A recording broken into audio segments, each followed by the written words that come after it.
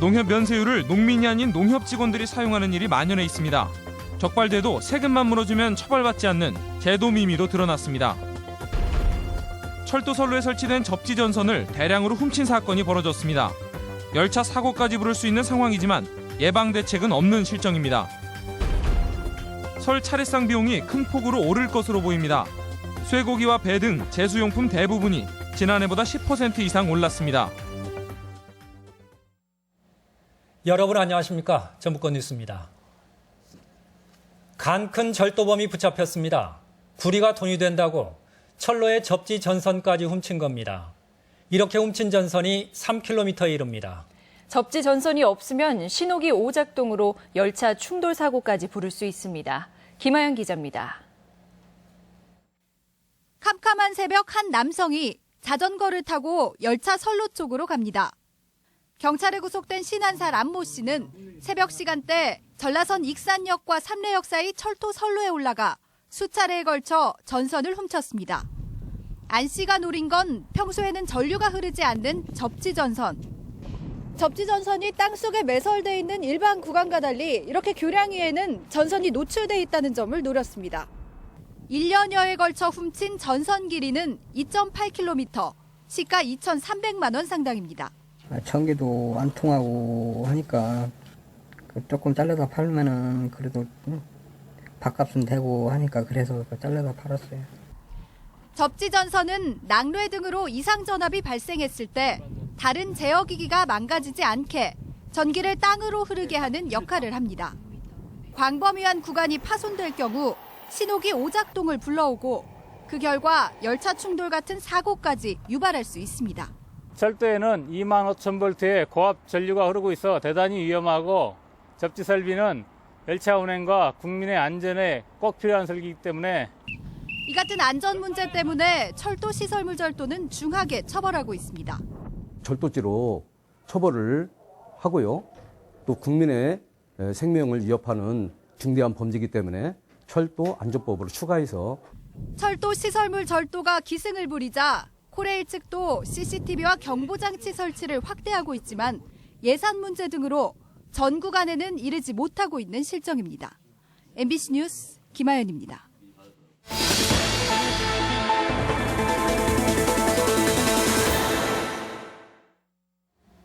면세유 비리가 여전합니다. 이번에는 남는 면세유 부정 사용인 이른바 몰아쓰기 문제를 고발합니다. 농협이 주유소를 운영하기 때문에 가능한 일인데 세금 절도나 다름없었습니다. 먼저 유룡 기자가 보도합니다. 한 달에 5천만 원 정도 기름을 판매하는 고창의 한 농협 주유소는 12월이면 2, 3억 원씩 면세유를 사두곤 했습니다. 농민들에게 배정된 면세유 가운데 남는 물량을 모아서 구매해놓고 임직원이나 아는 농민이 아무 때나 가져다 쓰기 위한 것입니다.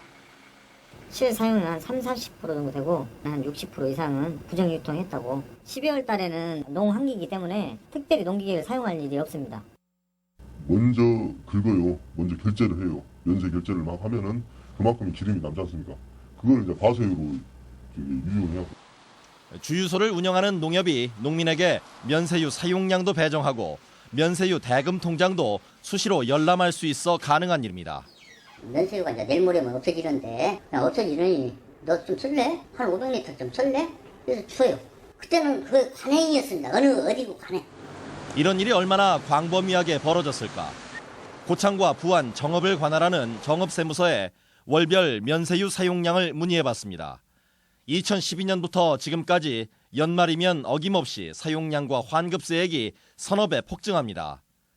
농번기인 5월, 10월에도 20억 원을 밑돌았는데 연말이면 50억 원에 육박할 정도로 늘어납니다.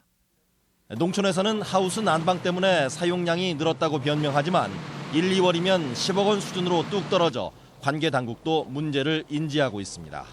상당한 세금이 유신되고 있다고는 알고는 있습니다. 알고 있기 때문에 그걸 개선하려고 노력을 지금 하고 있는데 고창에서만 흥덕 농협주유소가 면세유 취급이 정지됐고 고창 농협도 수사를 받을 정도. 연말이면 면세유로 줄줄 새는 눈먼 세금을 막을 대책이 시급합니다. MBC 뉴스 유룡입니다. 결국 고양이한테 생선 가게를 맡긴 꼴인데요. 면세유 비리는 좀처럼 근절되지 않고 있는데 관리 감독도 처벌법도 허술하게만 합니다. 계속해서 박찬익 기자입니다. 고창농협 임직원 15명은 지난해 면세유를 멋대로 쓰고 친인척의 버스에도 넣었다가 대의원에게 고발당해 수사를 받았습니다. 상당 부분 사실로 드러났지만 대부분 형사처벌은 받지 않았습니다.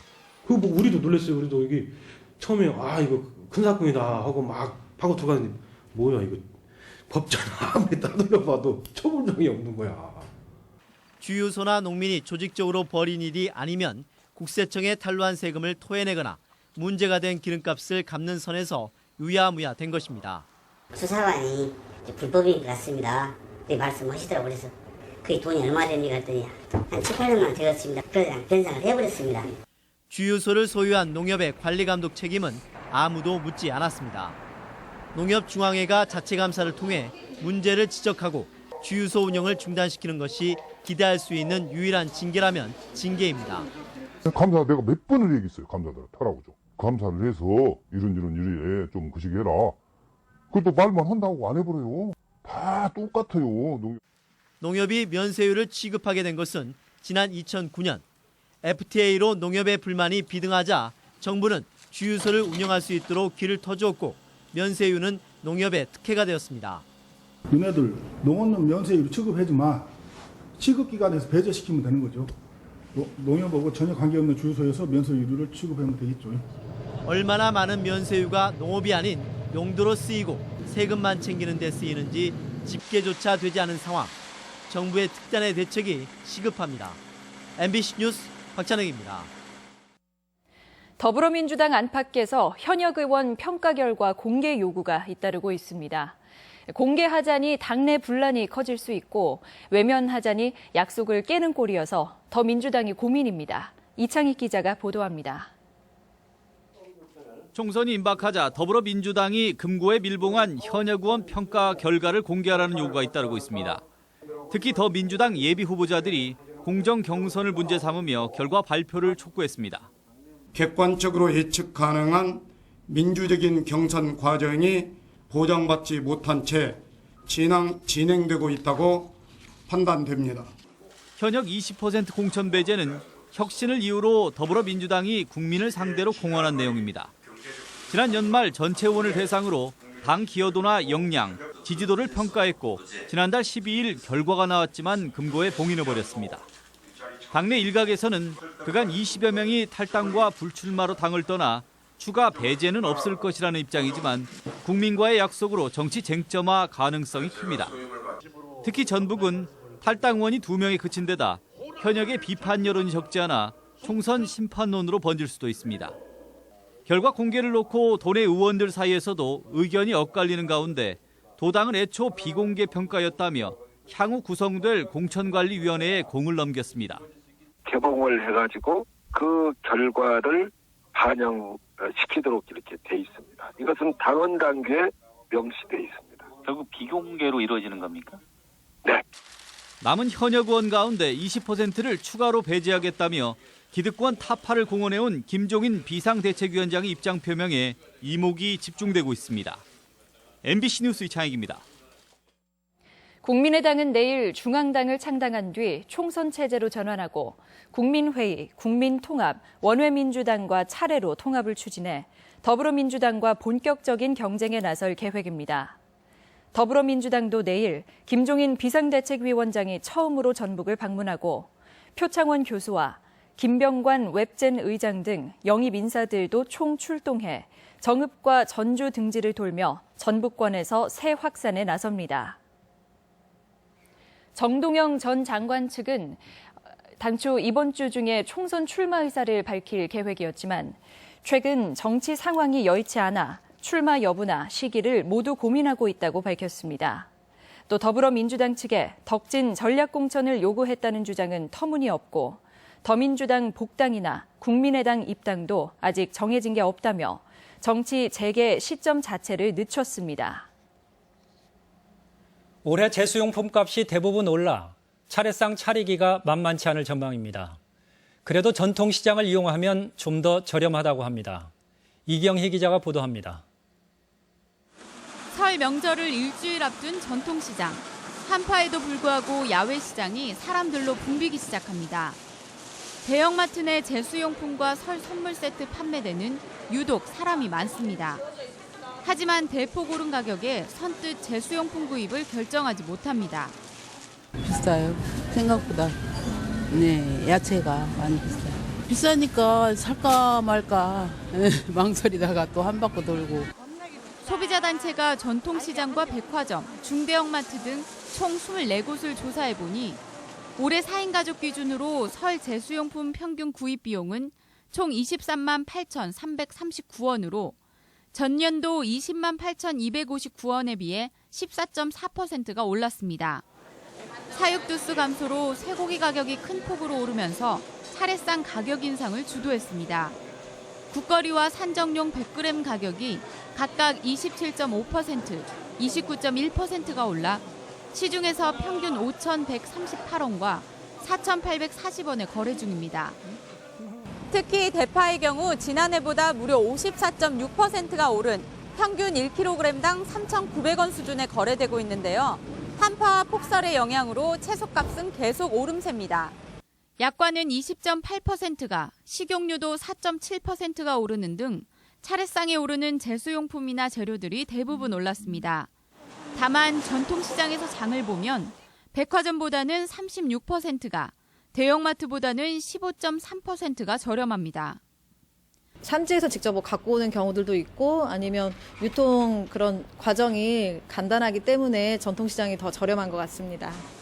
설이 가까워질수록 가격은 오르는 만큼 과일 등 저장성이 있는 품목은 미리 구입하는 것도 설맞이 장보기의 방법입니다.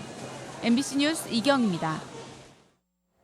전라북도는 구제역이 먼저 발생한 김제 용지면의 돼지 농장은 살처분이 완료된 지 3주가 지난 이번 주 임상검사에서 음성으로 판명될 경우 이동 제한을 해제할 계획이라고 밝혔습니다.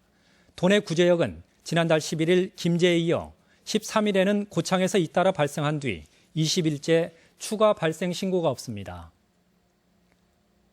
국토교통부 산하 항공철도사고조사위원회는 그제 추락한 사고 헬기 기체를 김포공항 잔해 보관소로 옮겨 정밀 조사를 벌일 예정이라고 밝혔습니다.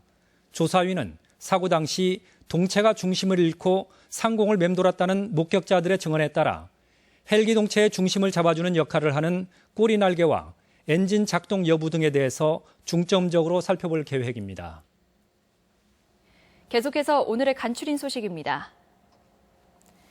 전라북도 교육청이 초등학교 입학생들에게 동화책이 든 꾸러미를 선물하기로 했습니다.